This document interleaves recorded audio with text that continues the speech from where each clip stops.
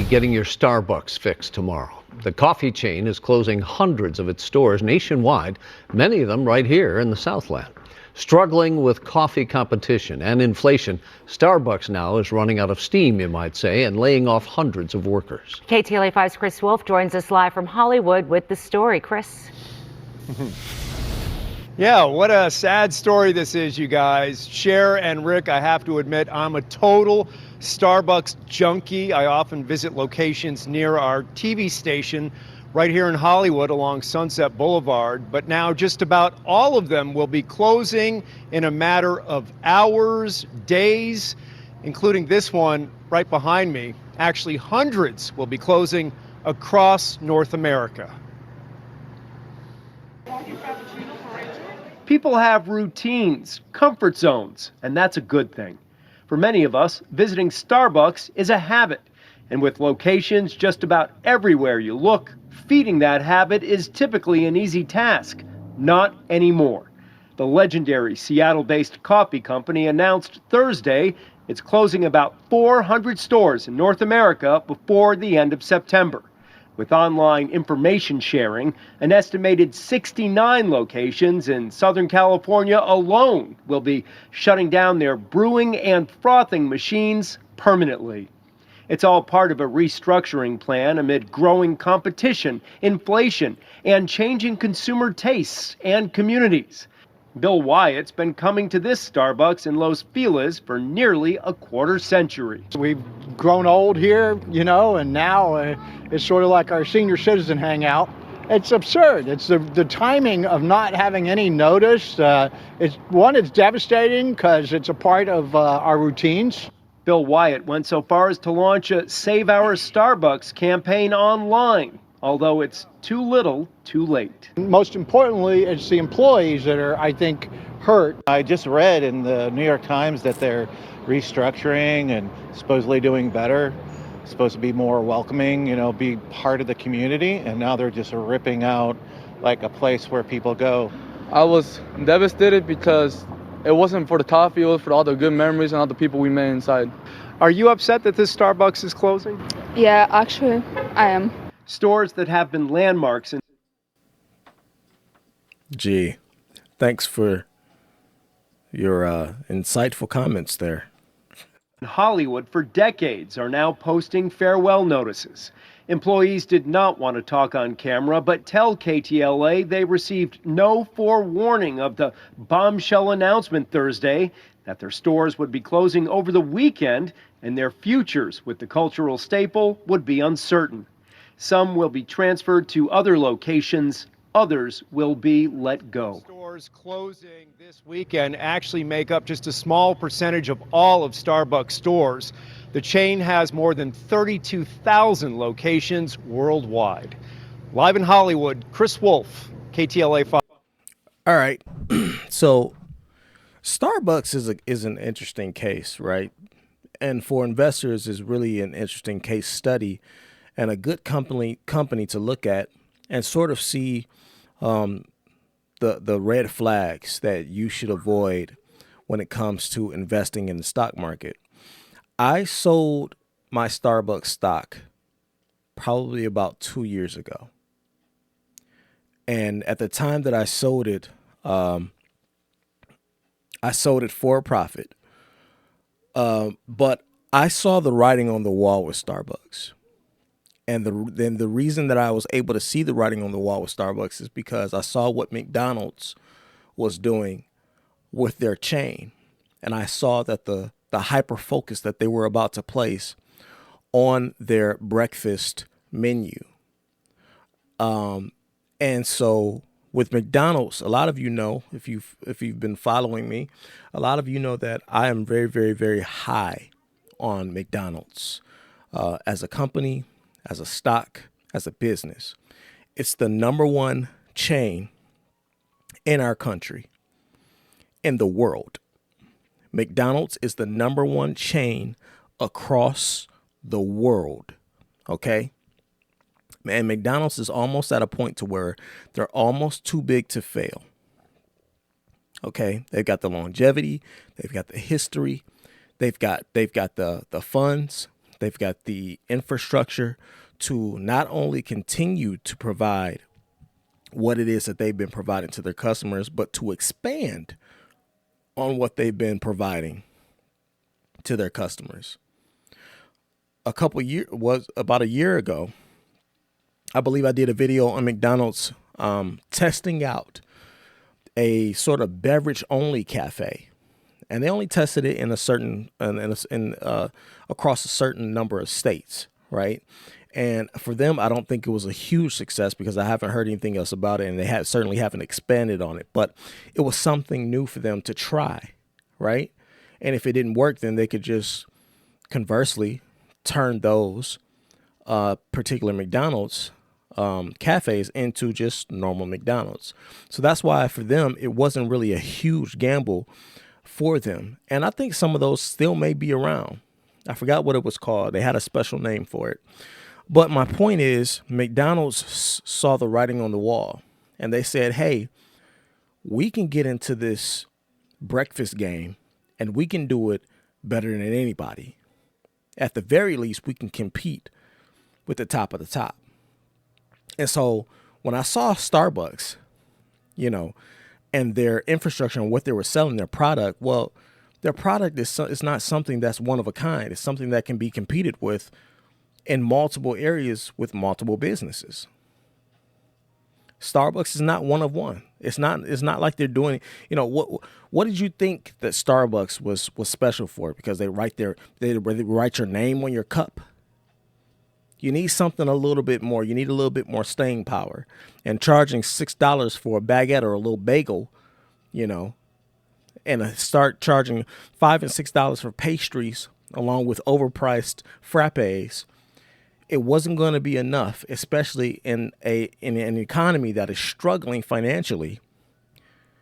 This wasn't going to be enough to sustain them. I saw the writing on the wall. And I saw that McDonald's was not only continuing to expand, but McDonald's was right there as one of their main competitors. I have pulled up here the top 10 Starbucks competitors and alternatives that you can go right now in the morning to get your coffee fix or your breakfast fix or your Danish or your bagel or whatever it is that you like to get, your sausage McMuffin, right? Your sausage sandwich, your bacon, egg, and cheese. And you'll see here, McDonald's, of course, is there. Dunkin' Donuts, Pete's Coffee, Tim Hortons, Costa Coffee, Folgers. These are all main competitors. But I want you to focus on these three right here. That being Tim Hortons, Dunkin' Donuts, and McDonald's. These three are the main competitors of Starbucks. The main competitors of Starbucks, and they're not going anywhere. Not anytime soon. Of the three, I could see Tim Hortons getting up out of here before Dunkin' Donuts and McDonald's.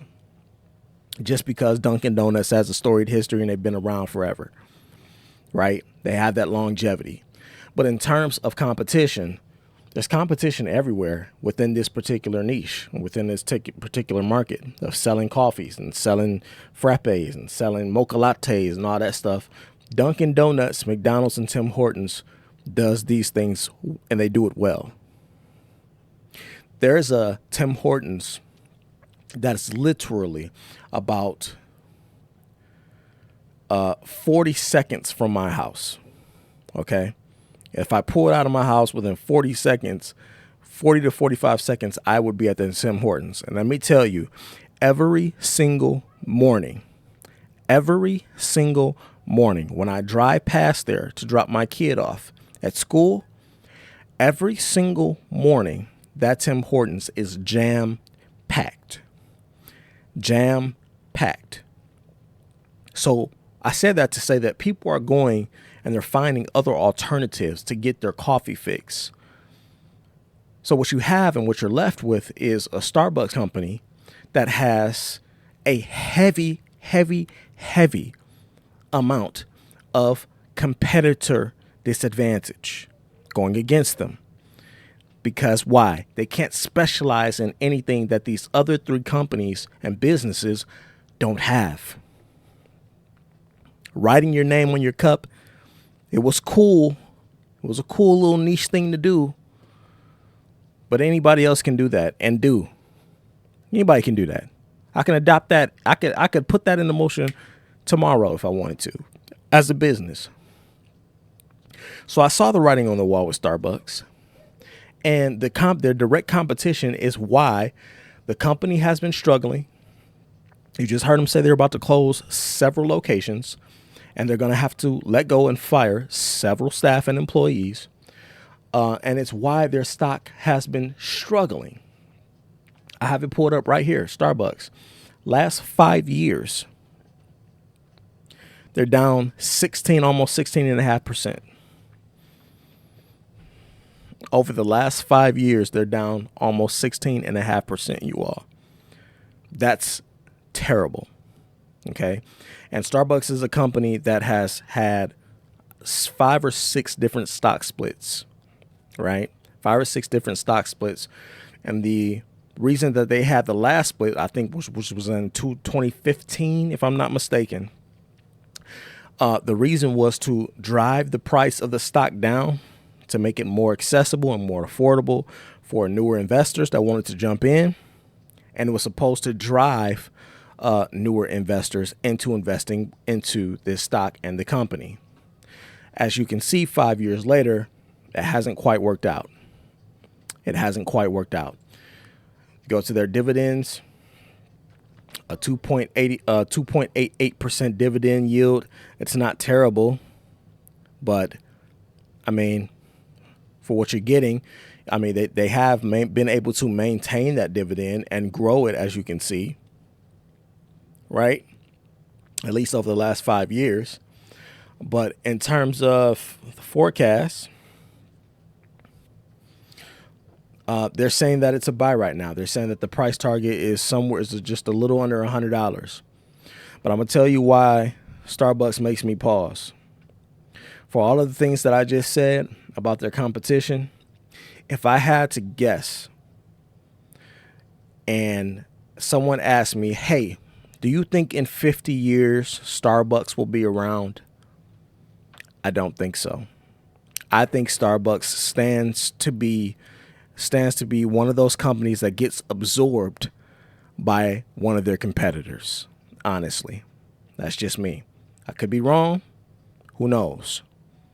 But if I had to choose in a life or death situation, life on the line, I don't think Starbucks is going to make it. That's me. Okay. Now, conversely, let's look at McDonald's stock.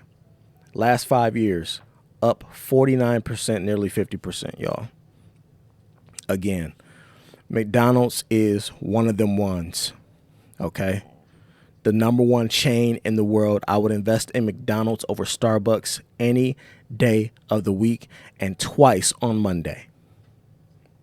McDonald's is one of them ones that I think will stand the test of time. They will be around for the foreseeable future. They keep evolving. They keep changing with the times, and they keep somehow finding a way to make their food affordable, which is important when we're talking about our inability to be able to financially sustain ourselves going forward.